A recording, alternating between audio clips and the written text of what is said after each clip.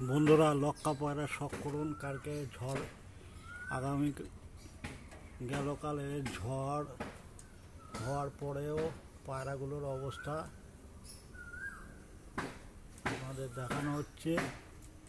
এটা একটা জোড়া পায়রা, খুব ভালো পায়রা। এরপরে আর একটা জোড়া, এই যে নেটের ওপরে ডিম পেড়ে দিয়ে বসে আছে। একটা জোড়া, খুব ভালো পায়রা।